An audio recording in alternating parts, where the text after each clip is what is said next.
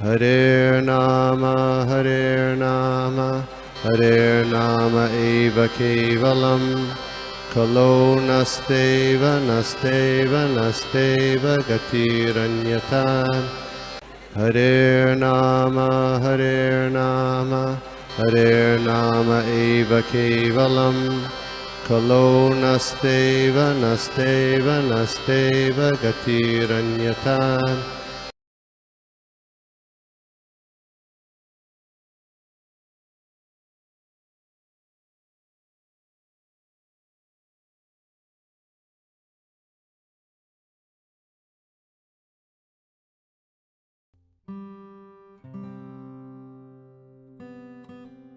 हरे कृष्णा माता जी, प्रभु जी, संगत प्रणाम। Start the class. ओम अज्ञानं तिमिरान्धस्य ज्ञानाञ्जनशलाकया चक्षुरुन्मीलितं येन तस्मै श्रीगुरुवे नमः। वन्देऽहं श्रीगुरु श्रीयुतपत्कमलं श्रीगुरुवैष्णवाञ्च श्रीरूपं दीनबन्धु जगत्पते गोपेश गोपिकान्तं राधाकान्तं नमस्तुते। सप्तकाञ्चन गौराङ्गी राधे वृन्दावनेश्वरी वृषभानुसुते देवी प्रणमामि हरिप्रिये। वाञ्छाकल्पद्रुम्यश्च कृपा सिन्धुभ्येव च पतितानां पावनेभ्यो वैष्णवेभ्यो नमो नमः। जय श्री कृष्ण चैतन्य प्रभु नित्यानंद श्री अद्वैत गदाधर श्रीवासादि गौर भक्तवृंद। हरे कृष्णा कृष्णा कृष्णा हरे हरे, हरे राम राम राम हरे हरे।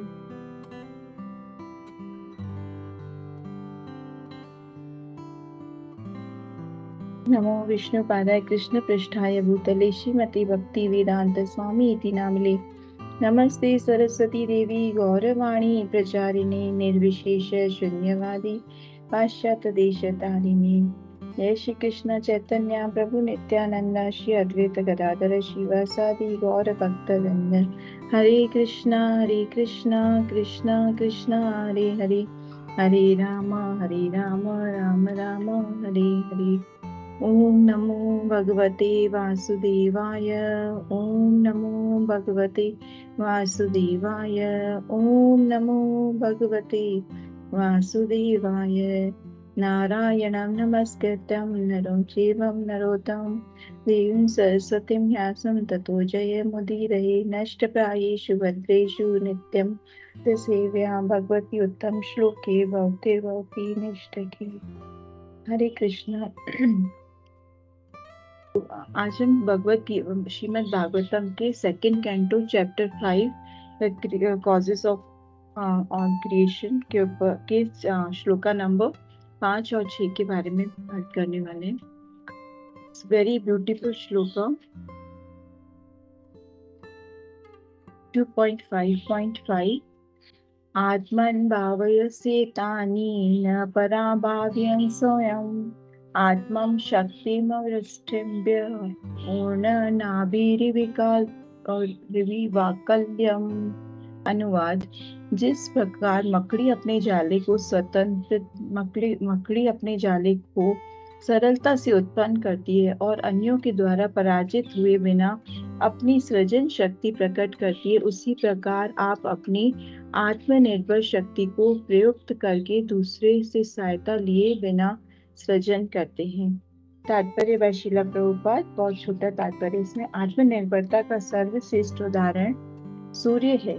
सूर्य को प्रकाशित करने के लिए किसी दूसरे तत्व की आवश्यकता नहीं पड़ती, प्रत्युत सूर्य ही समस्त शक्तिमान वस्तुओं का सहायक बनता है, क्योंकि सूर्य के होने पर अन्य कोई प्रकाशमान वस्तु महत्वपूर्ण नहीं होती है। नारद ने ब्रह्मा की स्थिति की तुलना उस मकड़ी की आत्मनिर्भरता से की है, जो अन्य किसी की सहायता लिए बिना अपनी लार के शक्तिशाली सृजन से अपना जाला बनाती है। श्लोक 2.5.6 नाहं वेद परं हस्मिन् न परं न समविभो नाम रूप गुणे भाव्यं तत्सत किंचिदत। अनुवाद। हम किसी विशेष वस्तु शेष निष्कर्ष या समतुल्य या नित्य या क्षणिक इनके नामों, लक्षणों तथा गुणों से जो भी समझ पाते हैं, वह अपने अतिरिक्त अन्य किसी स्रोत से सज्जित नहीं होती, क्योंकि आप इतने महान हैं। यह व्यक्त जगत 84 लाख योनियों से उत्पन्न विविध प्रकार के जीवों से परिपूर्ण है। इनमें से कुछ श्रेष्ठ हैं तो कुछ निष्कृष्ट। मानव समाज में मनुष्य श्रेष्ठ प्राणी माना गया है और मनुष्यों में भी विभिन्न किस्में होती हैं तथा उत्तम, निष्कट, समान इत्यादि। लेकिन नारद मुनि ने यह मान लिया है कि उनके पिता ब्रह्मा के अतिरिक्त अन्य किसी में सृजन का स्रोत नहीं है, अतएव वे ब्रह्मा जी के विषय में सब कुछ जान लेना चाहते हैं। हरे कृष्ण। इन दोनों श्लोकों में बहुत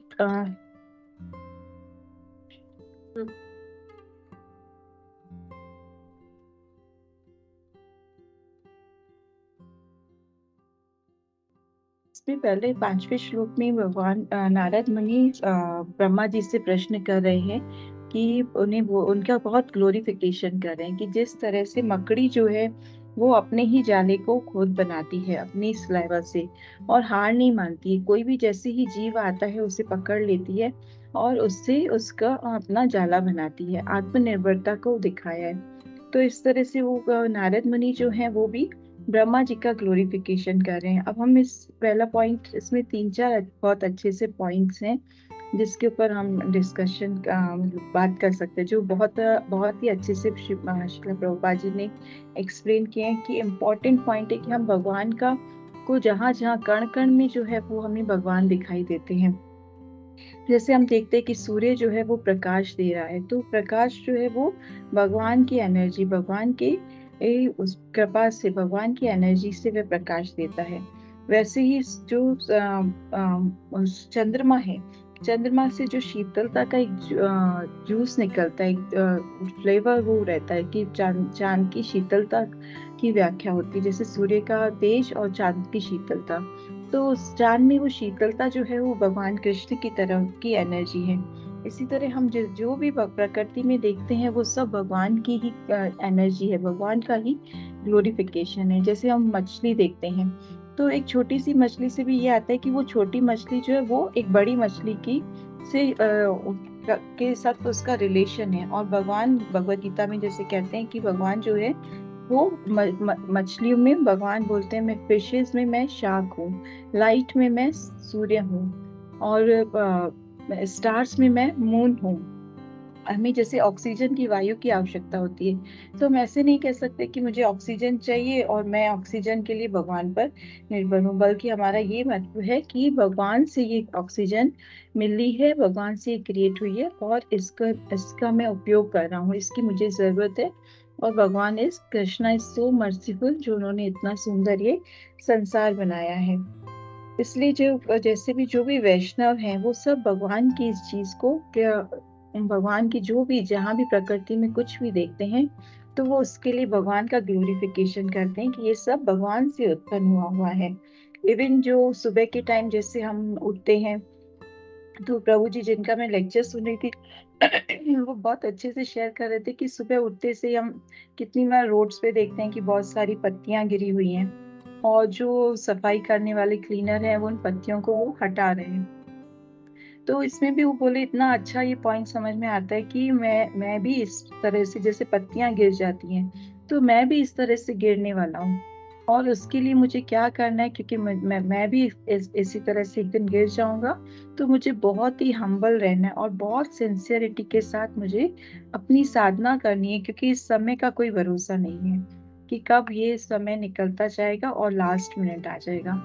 तो बहुत ये कुछ पॉइंट्स जो बहुत अच्छे थे कि भगवान को हम ऑल ओवर हम देखते हैं और भगवान का किस तरह से हम एक एक क्षण में थैंकफुल रहे हैं भगवान के साथ। चैंटिंग का मतलब पूरा टाइम कृष्णा कॉन्शियसनेस में, हमारी कृष्णा भावना अमृत में हमारी चेतना रहे। तो इसमें हम ये नहीं कह सकते कि हम पूरा दिन चैंटिंग बीट लेके रहें, लेकिन हम प्रकृति के एक कण से हम भगवान का प्रेजेंस फील करते हुए भगवान के साथ वो रिलेशन। Hare Krishna dear devotees, I am really very sorry वो पावर कट ऑफ की वजह से लैपटॉप पे वो चलना बंद हो गया। आई am really very sorry. Please give me blessings so that I can glorify Krishna. I can speak for Srimad Bhagavatam.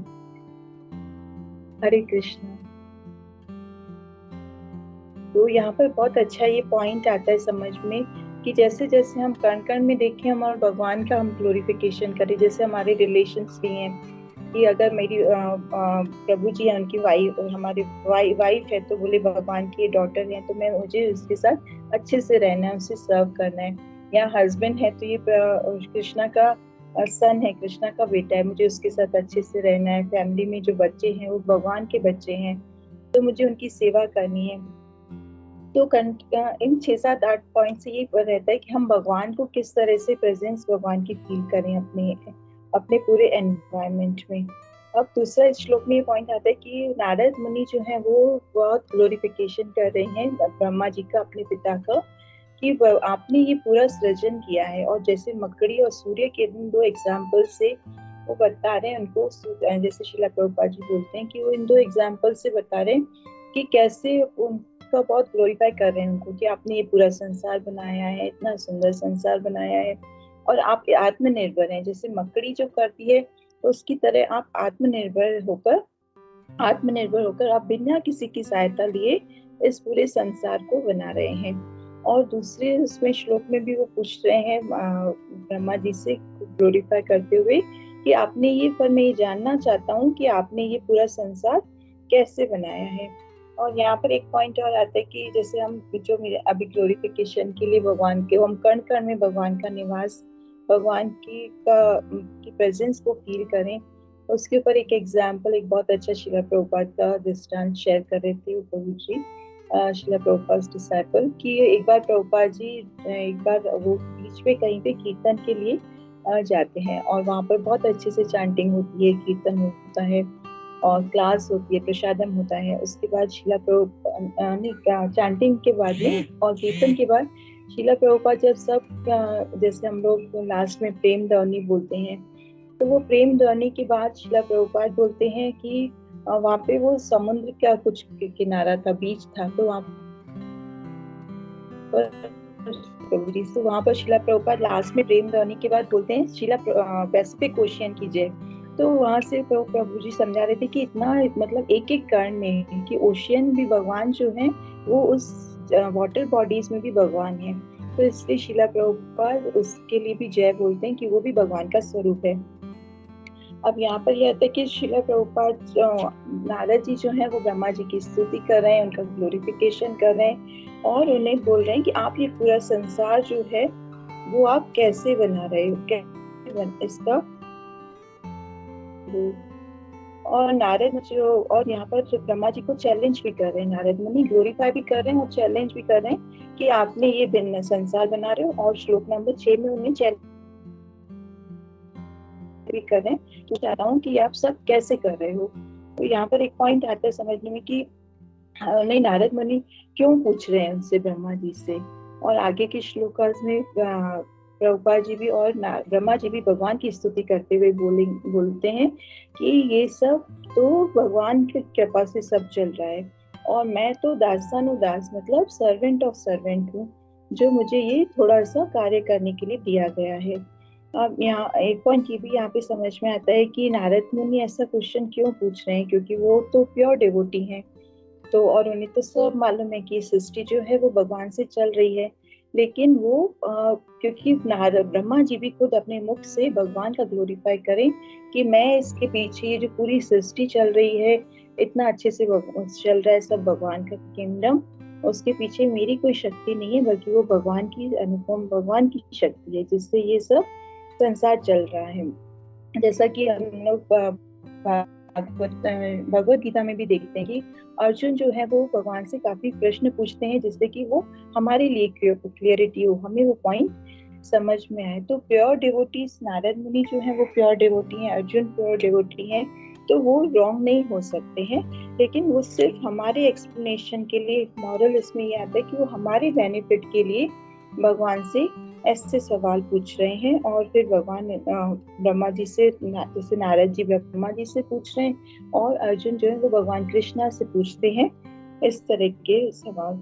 और इसके यहाँ पर एक पॉइंट ये भी आता है कि ब्रह्मा जी जो है उससे उसके लिए कुछ खराब नहीं वो मानते हैं। वो बहुत हम्बल वे से उन्हें बाद में अन्य श्लोकों में समझाते हैं कि मैं किस तरह से मैं सर्वेंट ऑफ सर्वेंट, भगवान का दासन हूँ, दास हूँ, और भगवान की शक्ति से ही, भगवान की प्रेरणा से ही मैं ये कार्य कर रहा हूँ। तो इसमें एक एग्जाम्पल शिला प्रभुपाद जी का आता है कि जब शिला प्रभुपाद जी प्रचार कर रहे थे तो काफी सारे शिला प्रभुपाद जी के डिसाइपल ये करने प्रचार प्रसार के टाइम वो प्रचार इस तरह से करते हैं कि शिला प्रभुपाद जी भगवान हैं। लेकिन जब शिला प्रभुपाद जी को ये पता चलता है तो वो उन्हें रोकते हैं और वो खुद वहां पर अनाउंस करते हैं कि मैं भगवान नहीं हूँ, लेकिन मैं भगवान का दास हूँ। और उन्हें भी प्राइवेटली उन्हें भी करेक्ट करते हैं कि आपको ऐसा नहीं करना है, क्योंकि मैं कुछ नहीं कर सकता हूँ, इसके पीछे ये सारी भगवान की तरफ से ये सब अरेंजमेंट होता है। मैं सिर्फ भगवान की सेवा कर रहा हूँ। इवन चैतन्य महाप्रभु का भी एग्जाम आता है इसमें पॉइंट कि उन्होंने कभी भी ऐसा नहीं बोला कि मैं सन्यासी हूँ या मैं वैष्णव हूँ। हमेशा वो कहते थे कि मैं भगवान का दासानुदास, सर्वेंट ऑफ गॉड। और इसमें सब में ये सब भगवान का, कृष्णा का ही प्लान होता है कि नारद मुनि जो है वो इस तरह से पूछ रहे हैं। और ब्रह्मा जी जो है वो बहुत हम्बल वे से उन्हें समझाते हैं कि मैं नहीं, बल्कि ये सारा जो सृष्टि है वो भगवान की कृपा से चल रही है। और यहाँ पर एक पॉइंट आया था कि 84 लाख योनियां हैं और 84 लाख योनियों में हर तरह के लोग हैं, श्रेष्ठ है, निष्कृष्ट हैं, समान टाइप के हैं, सब अलग अलग टाइप के लोग हैं। तो शीला प्रभुपाद जी जीबीसी उसमें भी बोलते थे कि you are not intelligent but together you are intelligent. तो सबके लिए जो अलग अलग हैं उनमें सबसे कुछ ना कुछ सीखने को मिलता है। जैसे बहुत सारे पॉइंट्स आते हैं कि कोई फूल है, किसी को नहीं आता, लेकिन उसमें भी कुछ ना कुछ गुड क्वालिटीज हैं और उसमें से हमें वो गुड क्वालिटीज को ही कैच करना है।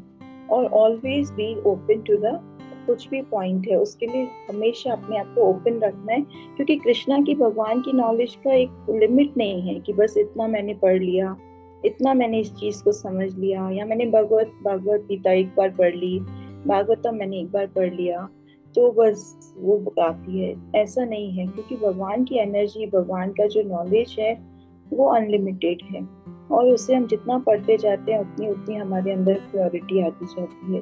तो इसके में एक मुझे पॉइंट बहुत अच्छा लगा ये कि जो लेक्चर मैंने इससे रिलेटेड सुना कि हमें हमेशा ओपन रहना है, कि ऐसा नहीं है कि बस इतना तक, इतनी सी नॉलेज मुझे हो गई, इतना मैंने पढ़ लिया और मुझे सब समझ में आ गया है।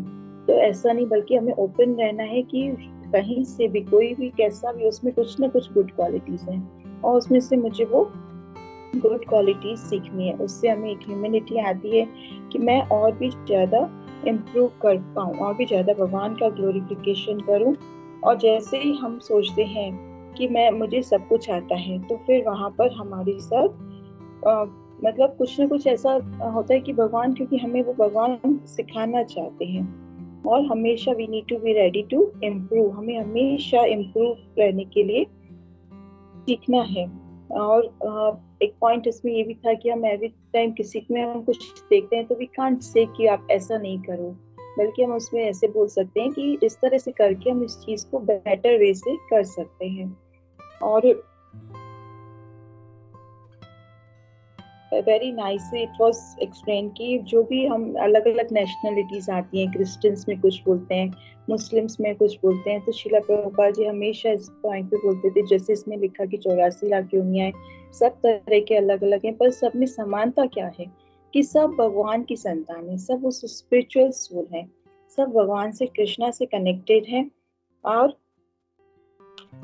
एक पॉइंट इसमें ये भी आया कि जैसे हम बोलते हैं कि नारद मुनि जो सब कृष्णा के प्लान से होता है, और नारद मुनि भी बाद में समझते हैं कि नारद मुनि कैन बी रॉन्ग, कि वो ब्रह्मा जी से ऐसे सवाल पूछ रहे हैं, तो हम भी रॉन्ग हो सकते हैं जब हम बोलते हैं कि नारद मुनि, और इसमें सब भगवान का ही ये प्लान था।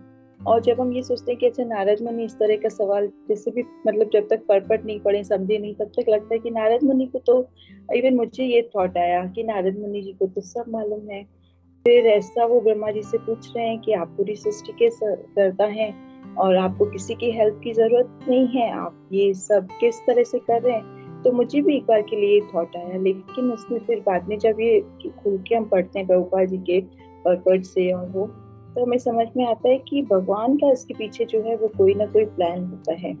और उससे एक ह्यूमैनिटी आती है कि जब नारद मुनि ऐसा पूछ सकते हैं, या उसमें जिस तरह से अगर दूसरे पॉइंट ऑफ व्यू से देखें कि अगर वो इस तरह से, अगर उसमें भी देखें कि अगर वो रॉन्ग बोल रहे तो हम भी रॉन्ग हो सकते हैं। कितनी बार हम अपने ईगो में रहते हैं, हम सोचते हैं कि मैं कैसे रॉन्ग हो सकती हूँ ना।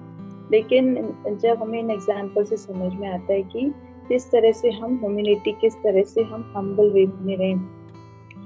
और लाइक दैट एक इम्पॉर्टेंट पॉइंट यहाँ पर भी ये जो था कि हम एक कंडीशन सोल से आए हैं, तो हमारे अंदर विकार बहुत सारे भरे हुए हैं, और उन विकारों को दूर करने के लिए हमें अपना वैष्णव का संग चाहिए, एसोसिएशन चाहिए। और जिस तरह से इसमें श्लोक में बताया गया कि अलग अलग टाइप के लोग हैं, लेकिन सबके साथ हमें किस तरह से अपने पॉइंट को इम्प्रूव करते हुए रहना चाहिए। हाँ, और जैसे भी हम लोग कभी ये सोचते हैं कि हाँ मुझे तो सब कुछ आता है, और जो है तो उसी टाइम हमारा जो पूरा प्रोसेस है वो हमारा हियरिंग और चैंटिंग से ही के साथ ही होता है। लेकिन अगर जैसे ही मैं सोचती हूँ कि नहीं मैंने तो इतना सब पढ़ लिया, मुझे तो ये सब कुछ भी आता है, तो वैसे ही हम किसी न किसी ट्रबल में आ जाते हैं। तो बेटर कि ऑलवेज बी इन हम्बल वे। और कैसे हमको इम्प्रूव करना है, या किसी को हमें कोई बात बोलनी भी है, तो वो उसमें एक वैष्णव एटिकेट के पॉइंट में भी आता है कि हम किस तरह से हम भगवान के भी प्लान को समझें, और किस तरह से हम अपनी बात सामने रखें कि हमें इस तरह का मतलब सामने वाले को भी खराब नहीं लगे, और हम अपनी बात भी रख सकें कि कोई भी चीज को कि आप ऐसा नहीं करें, इसके बजाय बोलने की बजाय हम बोल सकते हैं कि इसे हम ऐसे करेंगे या इसमें हम थोड़ा इम्प्रूवमेंट लाएंगे तो अच्छा रहेगा।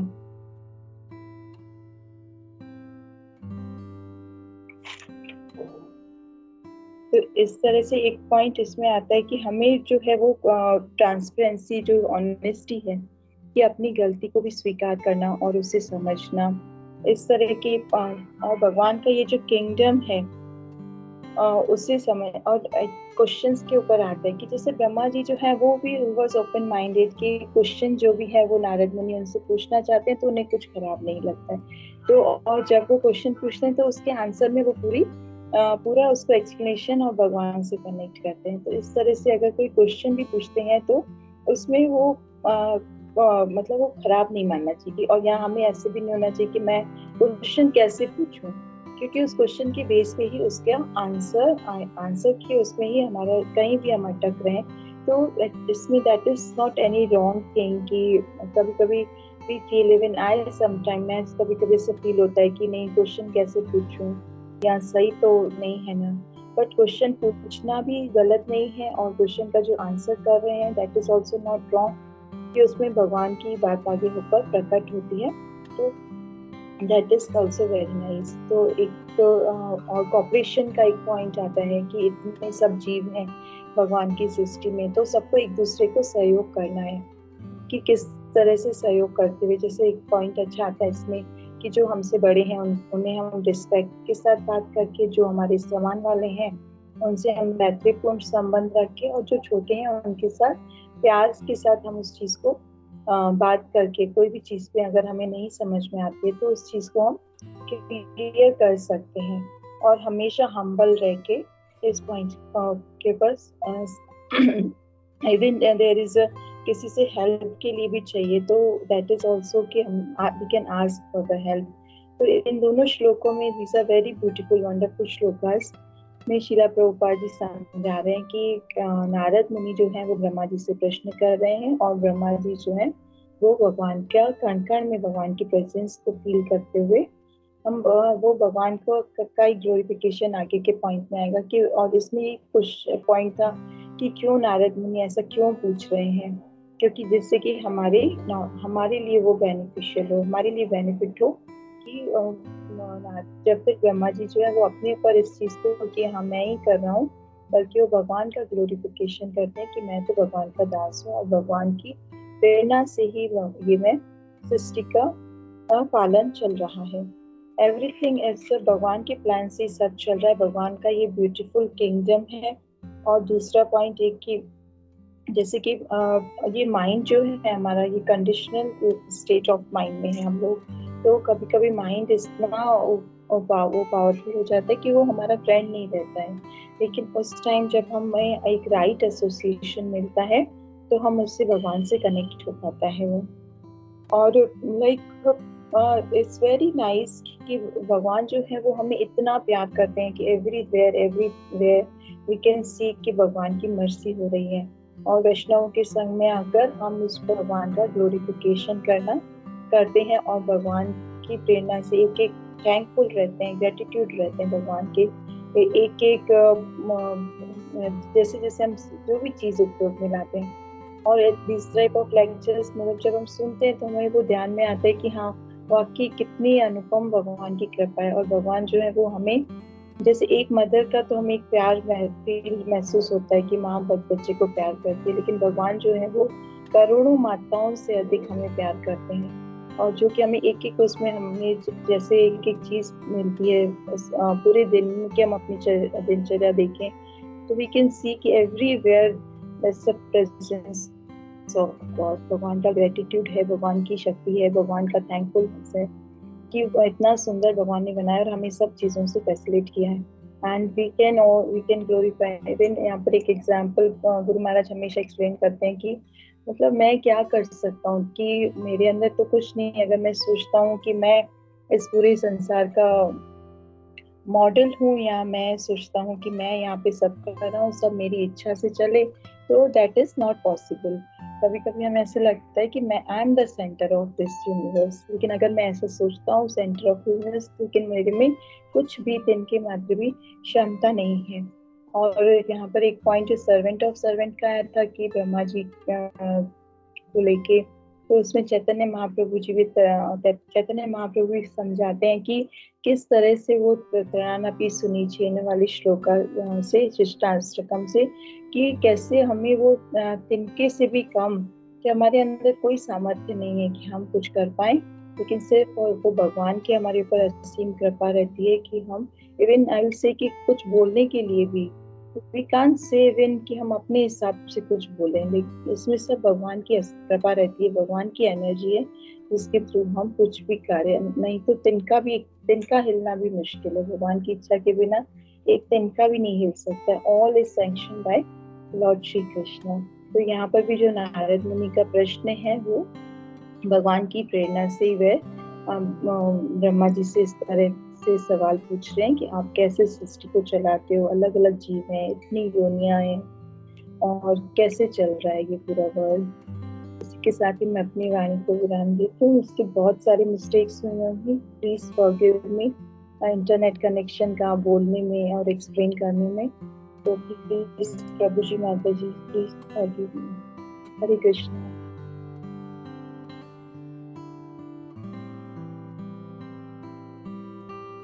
तो कुछ शेयर कर सकते हैं प्रभु जी। हरे कृष्ण माता जी, बहुत सुंदर क्लास था और बार बार आप सॉरी मत बोलिए, ये तो इंटरनेट का प्रॉब्लम तो किसी के साथ भी हो सकता है, बट आपके जो पॉइंट्स थे बहुत ही अच्छा था, क्लास पूरा ओवरऑल आपका जो फ्लो था वो भी बहुत अच्छा था।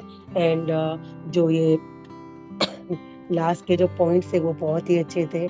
इसी से कल रीजन स्कूल में प्रोग्राम था दामोदर देश में दुबई में, तो छोटी सी बात काफी आवाज हो रहा था तो इतना सुनने का मेरा नहीं हुआ, बट किसी सेवा की वजह से भी तो मैंने सिर्फ इतना, जो कल परमेश्वर प्रभु जी का क्लास था तो उसी में वो बता रहे थे भागवतम का क्लास था, तो उसमें एक छोटी सी लाइन लेकिन बहुत ही इम्पोर्टेंट कि प्रभुपाद जी कभी भी किसी भी डिवोटी का जो मिस्टेक है ना वो नहीं, जो उसने किया है ना वो देखते थे।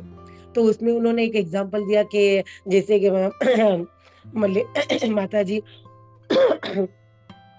एक राधा कृष्ण का पेंटिंग मतलब पिक्चर बनाया था, तो उसमें राधा रानी ने जो फ्लावर मतलब हार होता है ना, वो कृष्णा की साइड के बदले अपोजिट साइड में मतलब उन्होंने ड्राइंग किया, ये पेंट किया था। तो फिर भी प्रभुपाद जी ने उनको बहुत अप्रिशिएट किया, क्योंकि उन्होंने वो देखा कि उसने वो किया है, मतलब वो जो उनकी मिस्टेक है वो नहीं बोला। नहीं तो हम तो प्रभु और परमेश्वर वो बोल रहे थे कि जैसे हमारे में क्या-क्या आदत क्या होती है कि हम सामने वाले का जो अवगुण होता है ना, वही पहले देखते हैं कि अरे इसने ऐसा किया, इसने ऐसे किया, लेकिन हमें उसका गुण देखना चाहिए। तो प्रभुपाद जी के जैसा वैसा होना चाहिए कि प्रभुपाद जी कैसे करते थे कि किसी को मतलब अप्रिशिएट करते थे, मतलब उसका जो मिस्टेक होता है उसको भी, नहीं तुमने बहुत अच्छा किया ऐसे। तो ये आपके जब आप ये पॉइंट्स बोल रहे थे तो अचानक ये पॉइंट याद आ गई। तो थैंक यू सो मच माता जी, बहुत सुंदर क्लास था। थैंक यू एंड हरे कृष्णा माता जी।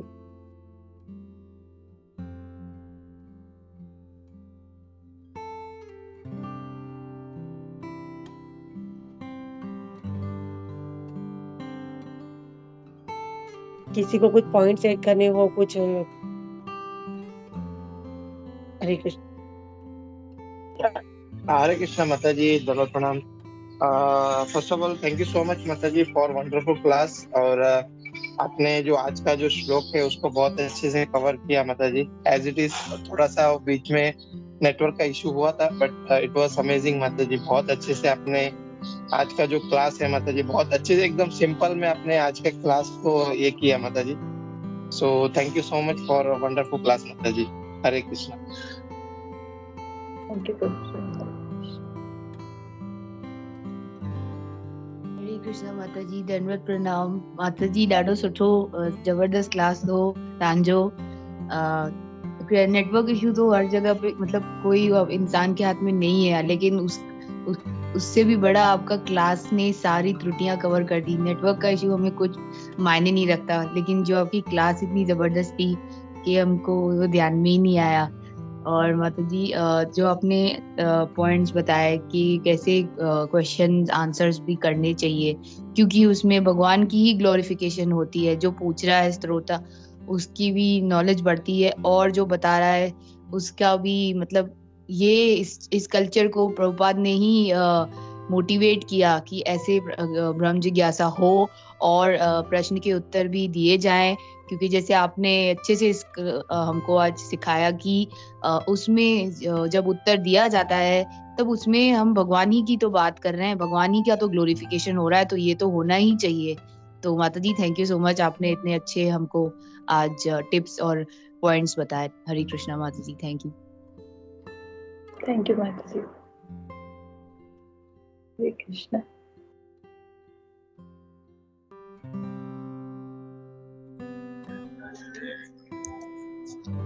हरे कृष्णा माता जी, दंडवत प्रणाम आपको और सभी भक्तों को। साधुवाद, साधु साधु। बहुत सुंदर आपने माता जी ये जो दोनों श्लोकों के माध्यम से समझाया, और जो इसमें बहुत महत्वपूर्ण इसमें शिक्षाएं आपने हमें समझाई माता जी। जैसे हमें ये तीन तीन जो मुख्य जो अंत में आपने समझाया कि हमें अपने आप को जो है वो जो हम दूसरों के अच्छे गुण को देखते हैं तो उन्हें हमें कैच करना चाहिए, और फिर हमें अपने आप को ओपन रखना चाहिए। ऐसा नहीं कि हमने थोड़ा पढ़ लिया तो हमें सब पता चल गया। हमें और भी जिज्ञासा और भी जानकारी के लिए प्रयत्न करना चाहिए, और हमें ये विनम्र भाव से हमें जिज्ञासा करनी चाहिए। और हमें अगर कोई ऐसी जिज्ञासा भी होती है तो उसमें भी जैसे नारद जी और ब्रह्मा जी का जो ये पूरा, ये कभी ऐसा मतलब तात्पर्य पढ़ा, लेकिन ऐसा एक तरह से आपने जो है उसका एक जो दूसरा एक भी पॉइंट उसके सामने रख दिया कि ऐसे नारद जी ने ब्रह्मा जी को ग्लोरीफाई करते हैं, हम भी ऐसे कभी कभी वरिष्ठ वैष्णवों को, भक्तों को भी ग्लोरीफाई करते हैं। तो मतलब ऐसा कि ये नारद जी ने ऐसा किया तो उसके पीछे का क्या मतलब उनको पता था, वे भी शुद्ध भक्त थे, लेकिन वे ब्रह्मा जी से यही मतलब श्रवण मतलब श्रवण करना चाहते थे कि वे भी भगवान को ही सब जो है वो उनको कैरी फॉरवर्ड करते हैं, मतलब उनका ही जो है श्रेय और सब उनको देते हैं। तो ये माता जी आपने बहुत अच्छा ये हमें सीख दी माता जी आज के प्रवचन से। धन्यवाद माता जी, दंडवत प्रणाम आपको और सभी भक्तों को। हरे कृष्णा। हरे कृष्णा।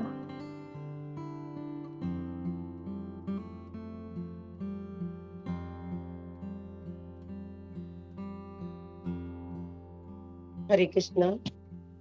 माता जी आपके पूरे क्लास का जो पॉइंट था वो जैसे जया ने बताया, तो जया की वैसे बात बराबर है, लेकिन क्या दो बातें उसमें सिर्फ हमें थोड़ा ध्यान देना होता है कि एक तो टाइम के हिसाब से, टाइम हमारे पास अभी सब वर्किंग होते हैं तो उसके हिसाब से हमें थोड़ा टाइम मैनेज करना पड़ता है।